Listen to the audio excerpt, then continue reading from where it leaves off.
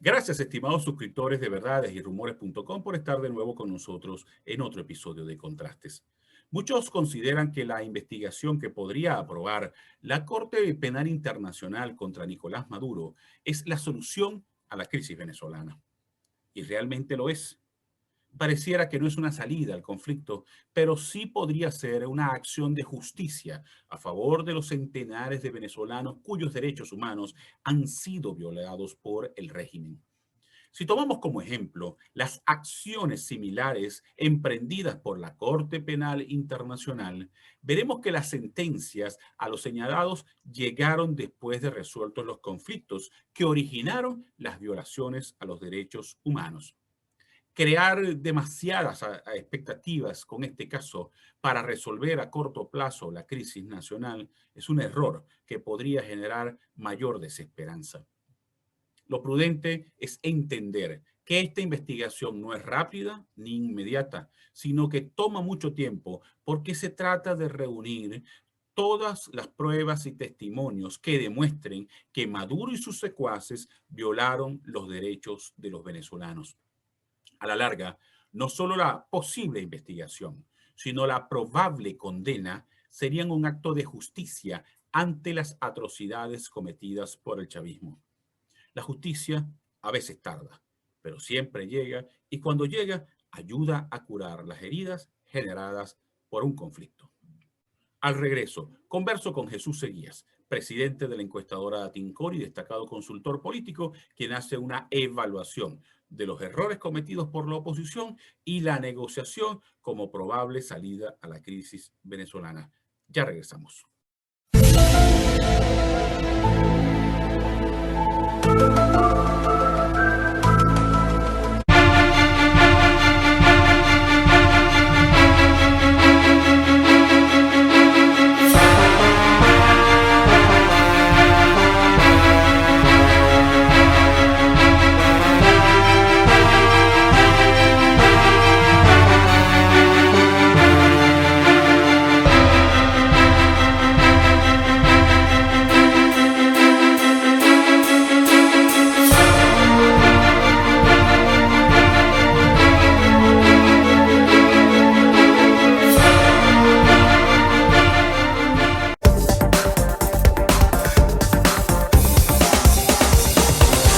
Estimados suscriptores de Verdades y Rumores.com, hoy converso con Jesús Seguías, destacado encuestador, consultor político venezolano, pero además una de las voces más críticas hacia lo que ha sido hasta ahora la estrategia de la oposición para tratar de encontrar una salida política y electoral a la crisis venezolana. Jesús, gracias por haber aceptado la invitación a participar en Contrastes. Gracias, Darwin. Saludos cordiales a todos los oyentes, a todos los que nos ven. Jesús, el presidente interino Juan Guaidó anunció hace pocos días el Acuerdo de Salvación Nacional y la intención de negociar. Pero en paralelo, Enrique Capriles ya venía negociando condiciones electorales y la inclusión de 2 rectores opositores en el Consejo Nacional Electoral pareciera que forma parte de esa estrategia. Ahora, muchas personas se preguntan, ¿por qué negociar? ¿Se puede negociar con un régimen con características tan poco democráticas como el actual? Mira, en primer lugar, las negociaciones se dan cuando un factor no puede pulverizar al otro, sencillamente, o cuando circunstancias, digamos, necesidades de nación obligan, o cuando hay digamos, un objetivo macro que importa a las dos partes, eso ya obliga a negociar. Y en el caso venezolano en particular, no olvidemos que la negociación es intrínseco a la política. La política es negociación, siempre, sobre todo en las democracias. La negociación es lo más normal que hay. Un gobierno negocia con los empresarios, negocia con los sindicatos, los empresarios negocian con sus trabajadores, en fin, todo eso existe en la democracia. De manera que no podemos escandalizarnos cuando se plantea una negociación con un factor que ha tenido un proyecto político cuyo objetivo a mediano y largo plazo es instaurar un socialismo parecido a la cubana un socialismo de carácter totalitario, autoritario. Pues bien, ese es el propósito. Que lo logren es otra cosa. Y no lo han logrado porque ha habido una resistencia, digamos, muy sólida por parte de por parte de un sector importante de la sociedad venezolana, especialmente las clases medias, que son los sectores más educados, más formados, con mayor criterio ciudadano, y eso se ha convertido en una resistencia fuerte a los propósitos del gobierno y del proyecto chavista. En Cuba no existía esa clase media y implantaron esa dictadura de una manera, digamos, mucho más fácil y más rápida. En el caso venezolano no ha sido posible y no lo va a ser, porque estamos en el siglo XXI. Y los chinos se dieron cuenta que en materia económica, por ejemplo, tienen que volcarse totalmente al capitalismo. Y algún día en China van a empezar a pasar cosas porque aquella sociedad está evolucionando y no va a permitir, pues, que exista una dictadura. De manera, pues, que yo digo que en el caso venezolano, el juego está trancado, y cuando se tranca un juego, entonces lo único que compete es una negociación. Ahora en Venezuela se viene planteando la negociación desde hace un tiempo atrás. Cuando le preguntaban a Donald Trump o a Elliot Abrams o a Juan Guaidó qué era lo que había que hacer para negociar, y dijeron que la única negociación posible era que Maduro escogiera qué lugar del mundo se iba a ir, porque con él no se iba a negociar ninguna elección. Pues ese planteamiento se mantuvo hasta diciembre del año pasado y enero inclusive, pero la fuerza de las realidades le dijeron que eso no es posible. ¿Por qué? Porque Nicolás Maduro es un jugador duro, forma parte del club de los jugadores duros en el mundo. Ese club al que pertenecen los hermanos Castro en Cuba, al que pertenece Kim Jong-un en Corea, al que pertenece Hafez al-Assad en Siria, los ayatolás en Irán, porque esos son gente que vienen de ahí, pues igual que el caso de Putin en Rusia o China. Todos esos son jugadores duros, que unas sanciones no van a generar un cambio de gobierno. Y eso lo supo ya los Estados Unidos. Mira, después que fracasó el intento de golpe de Estado el 27 de febrero del 2019 en Cúcuta, y después que fracasó el intento de golpe de Estado el 30 de abril, Donald Trump se dio cuenta y la Casa Blanca se dieron cuenta que Maduro no iba a salir por la vía de las sanciones y las amenazas. Se les trancó el juego en ese momento. Y Donald Trump tenía dos cosas que hacer. O rectificar, lo cual para él era un problema grave porque dañaba su reputación electoral en plena campaña electoral y tomando en cuenta que Venezuela formó parte de su narrativa electoral, sobre todo para el estado de la Florida. Y logró ese resultado.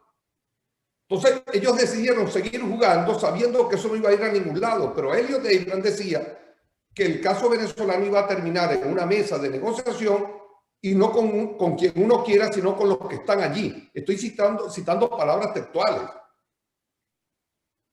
No se negocia con quien yo quiera, sino con los que están allí. Quien está allí es Nicolás Maduro.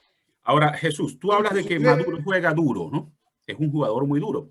¿Por qué pensar que un escenario de negociación actual se pueda llegar a un acuerdo que permita una transición democrática que, por supuesto, va a incluir al chavismo?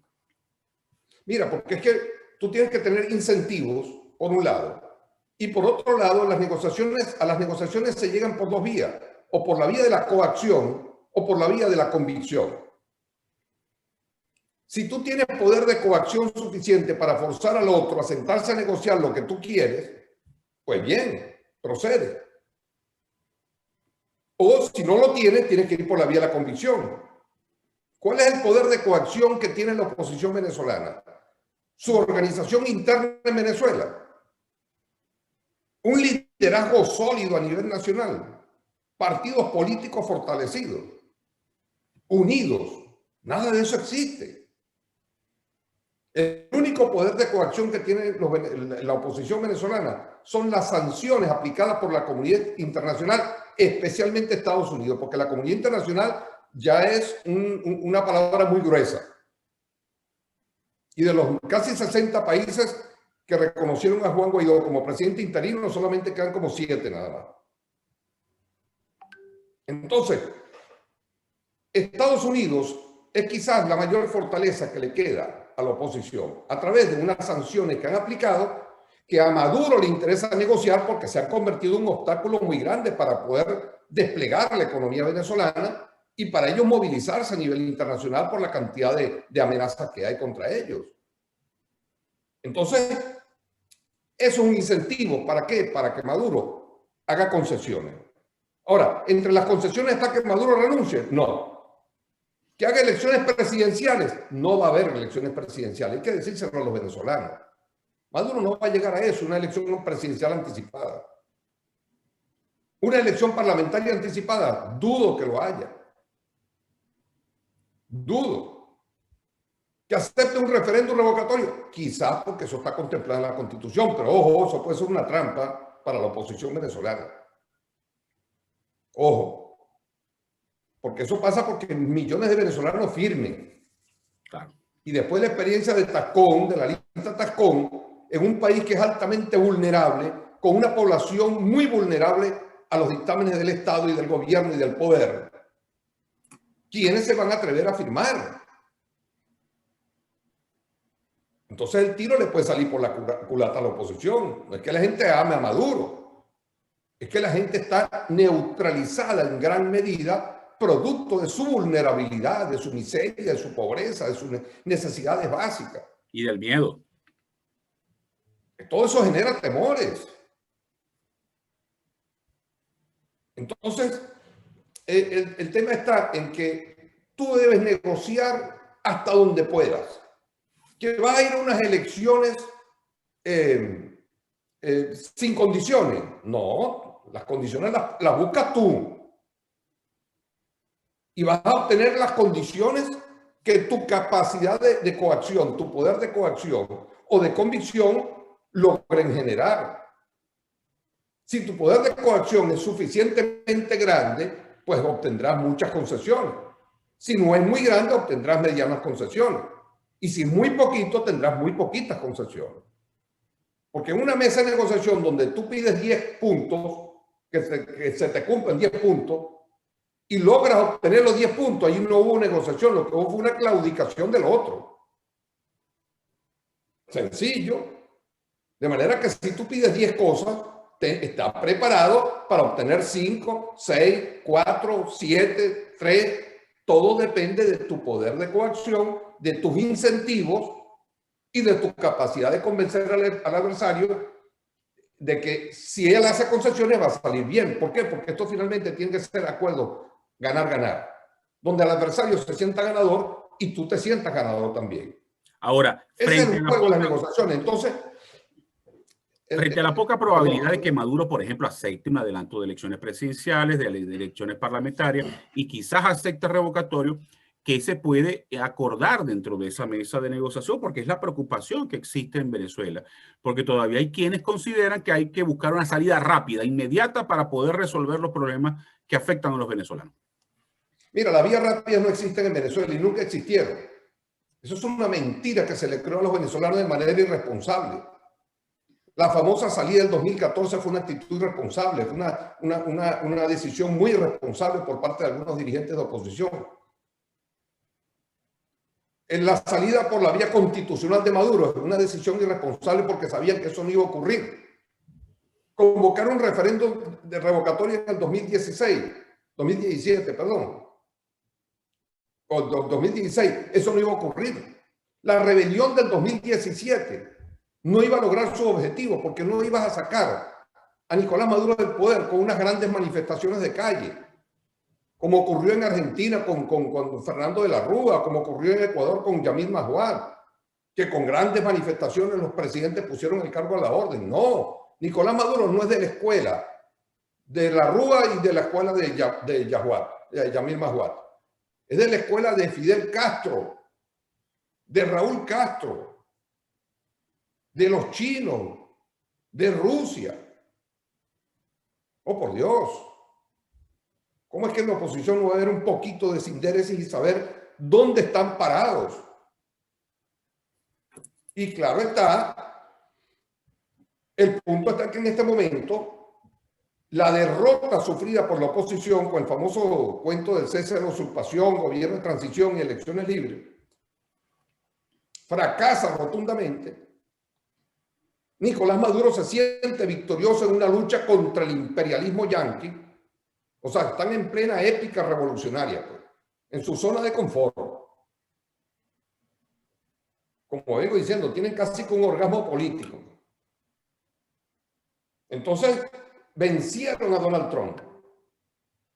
Se sienten empoderados, con muchas dificultades, y eso es lo que ellos quieren negociar. Entonces, tú tienes que buscar negociar con el mayor beneficio posible, pero hay algo importante.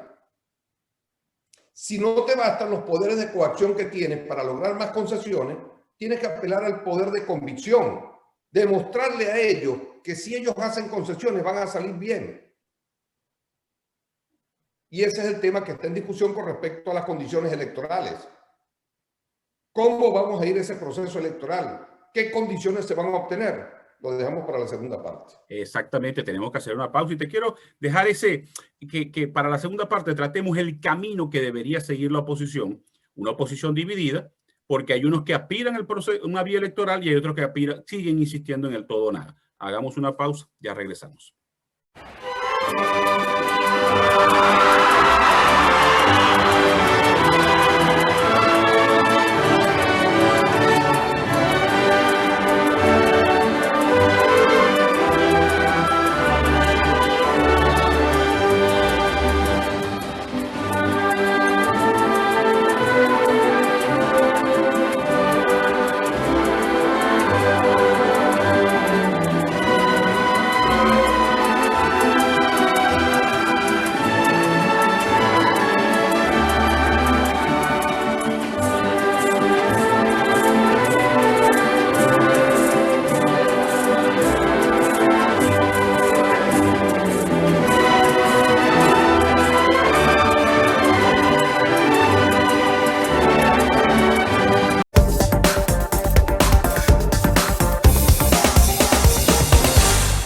Jesús, en el segmento anterior empezaste a delinear lo que debería ser el camino a seguir por la oposición. Una oposición fragmentada. Hay un sector también dividido que busca condiciones electorales y una negociación para una salida política electoral, pero aún existe un sector que insiste en la teoría del todo o nada, o de la estrategia del todo o nada. A tu criterio, ¿cuál debería ser el camino? Mira, no hay duda. Yo creo que yo creí hace un tiempo atrás, cuando tomé la decisión de no seguir escribiendo mi microanálisis porque estaban creando demasiada, o sea, porque es que ya, y yo dije, bueno, este es el momento de silencios inteligentes, el momento de actuar. Y creo que ya nadie duda que lo que hay que hacer es negociar una salida electoral, no hay más. ¿Por qué? Porque no tienes otra. No hay otra salida. Que alguien me lo diga. Yo veo en las redes sociales a alguna gente, sobre todo en esa plataforma tan inútil a veces, tan intoxicada como lo es Twitter, con una cantidad de laboratorios, de bots, de trolls montados allí, destruyendo gente, diciendo barbaridades. Y yo los callo cada vez que me escriben una estupidez. Yo los callo y le digo, ok, proponme algo mejor que eso y yo te sigo. Y ahí dejan de escribir. No dicen más nada. Entonces, a veces creo que esos son personas o trolls montados por el gobierno para desestimular la participación electoral. Para que los opositores piensen que es una estupidez ir a votar. Porque a la ruta electoral no hay otra alternativa. Yo insisto, ¿cuál es? Dígamelo. Claro. No se trata que solamente yo cree en la ruta electoral, como pasa en mi caso. Yo por razones de principio no creo en la confrontación violenta, yo creo en las negociaciones, yo creo en el entendimiento, yo creo en la ruta electoral. Pero supongamos que yo no creo en eso, sino que yo la asumo por razones de oportunidad. y soy un oportunista. Ok.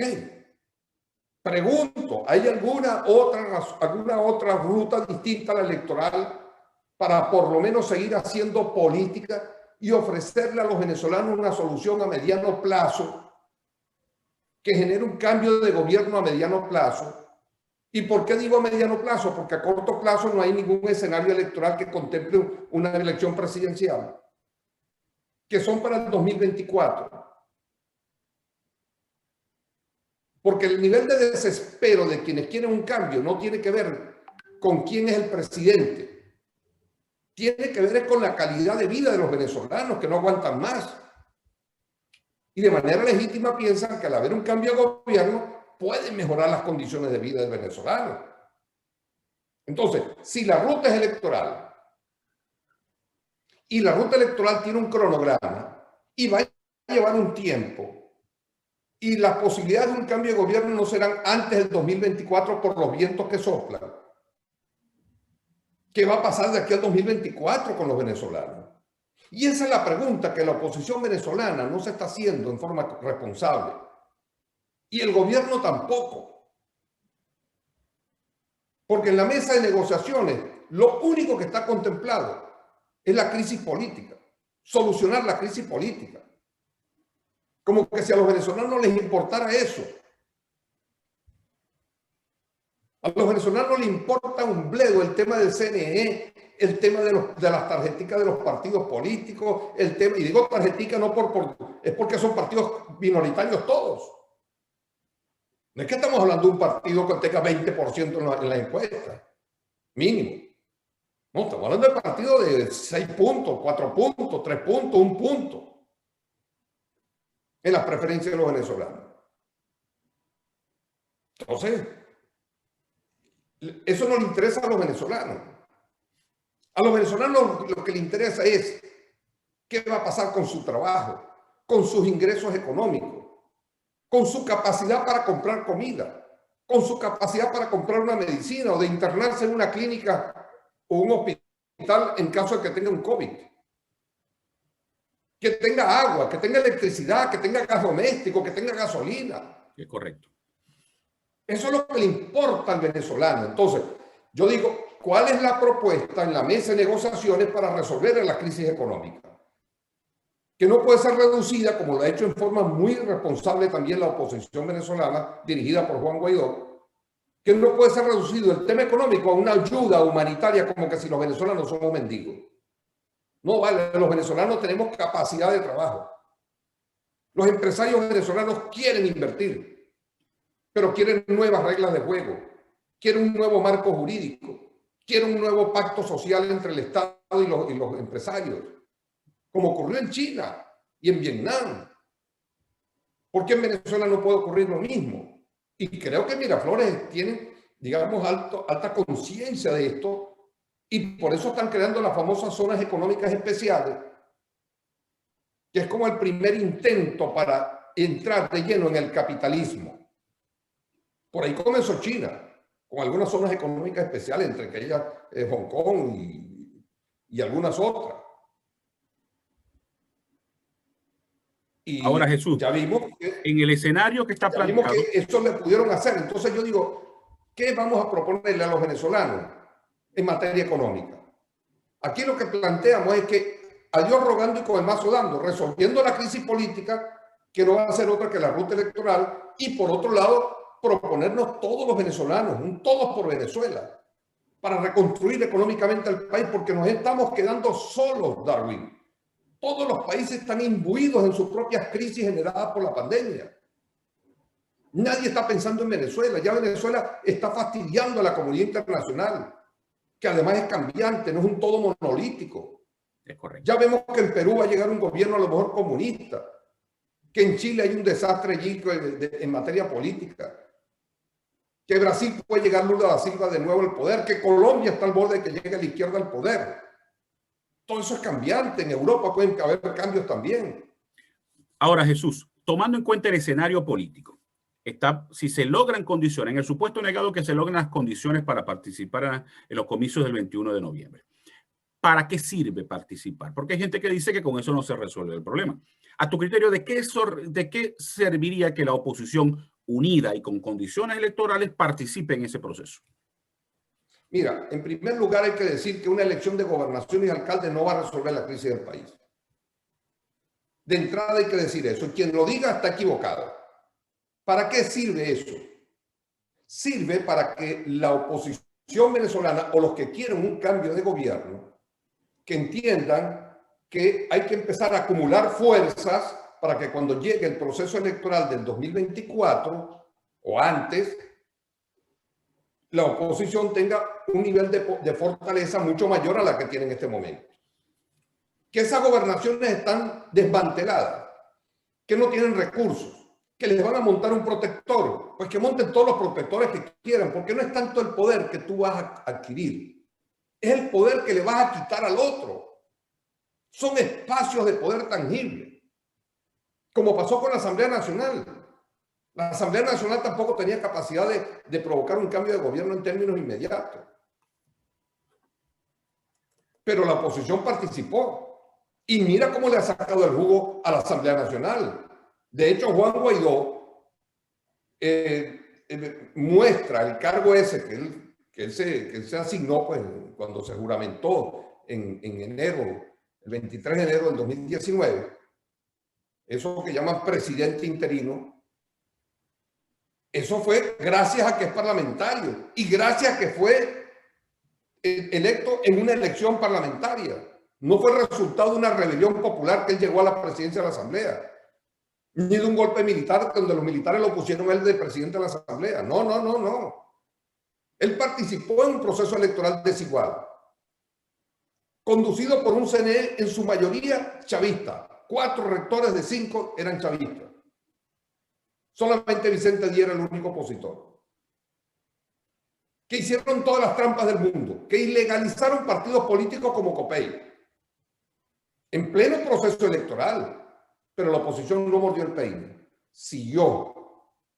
¿Y cuál fue el resultado? Mayoría absoluta calificada, una victoria aplastante. Y el CNE, dirigido por Tibisay Lucena, reconoció los 112 diputados. Quien vino a quitarle a la oposición 3 después fue el Tribunal Supremo de Justicia. Pero el CNE reconoció los 112. ¿Por qué? Porque el protocolo de votación que había, más la defensoría del voto que tenía la oposición, era tan robusta que no había manera de ignorar ningún diputado electo. Porque la mayoría era abrumadora. Y eso tenía que haber ocurrido en el 2018 en la elección presidencial. Pero la oposición, en forma lamentable, no quiso participar. Deplorable. Ya en el 2018 hubiese habido un cambio de gobierno. Pero las miserias internas de la oposición no lo permitieron. La pugna por el poder interno de la oposición no lo permitieron. Entonces, ¿qué es lo que importa en este momento? Yo no sé si me da chance de explicarte rápidamente qué es lo único que importa. Adelante. En primer lugar, lo más importante no es la conformación del CNE, como algunos andan diciendo por allí. Eso no es importante, porque si tú tienes un CNE mayoritariamente opositor o equilibrado totalmente, pero tienes una mala defensa del voto, no tienes testigos de mesa suficientemente organizados y entrenados, por ahí se te van unas elecciones y las pierdes. Si tú no tienes un candidato, si tú no mantienes una unidad gigantesca y la máxima unidad posible, no vas a tener resultados así el CNE sea totalmente opositor. Si tú no llevas una tarjeta única y candidatos únicos, vas a tener problemas. Si no tienes una campaña electoral lo suficientemente coherente como para que entusiasmen a los electores a participar masivamente, como pasó en el 2015, vas a tener dificultades. De manera que lo que más importa son factores que no dependen del gobierno, dependen de la misma oposición, a saber, la unidad, la máxima unidad interna, candidatos únicos, tarjeta única, campaña paraguas y una robusta defensa del voto. Eso es lo que más le importa a la oposición. Y nada de eso depende de Maduro.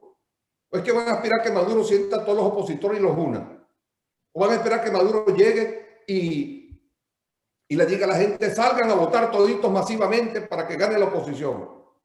O que llegue Maduro y le empiece a prestar testigos a la oposición para que ellos defiendan bien sus votos. Oh, por Dios. Jesús, lamentablemente el tiempo se nos agotó. Te quiero dar de nuevo las gracias por haber participado en Contrastes de esta semana. Estamos a la orden. Y a ustedes, gracias por haber estado en la sintonía, pero no se retiren, que ya venimos con los datos de verdades y rumores. La convocatoria de las mega internas para el 8 de agosto abrió nuevos espacios de confrontación en el PSV.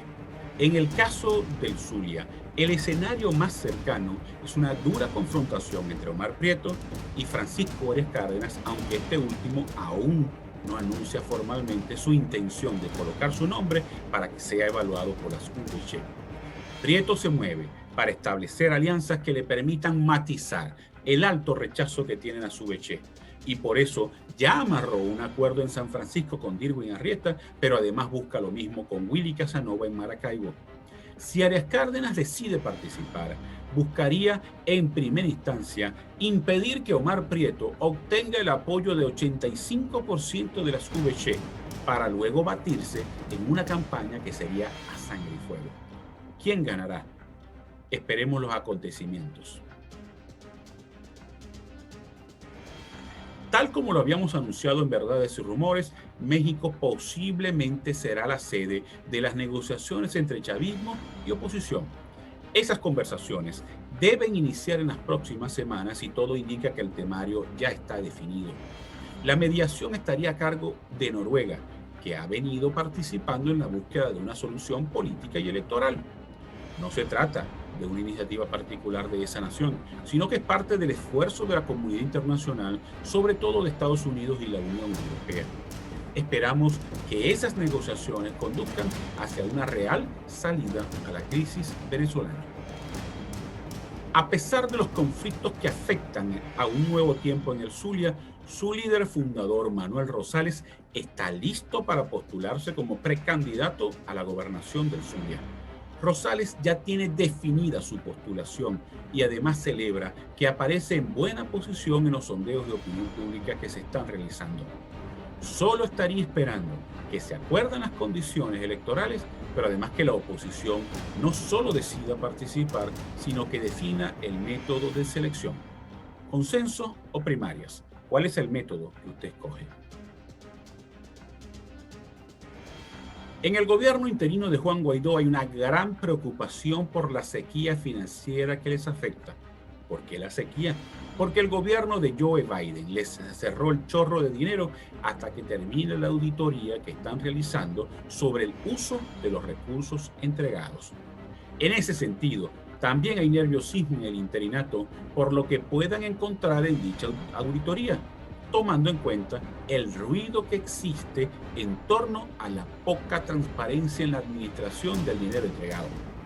Algunos chupasangre del interinato esperan seguir aprovechando el festín.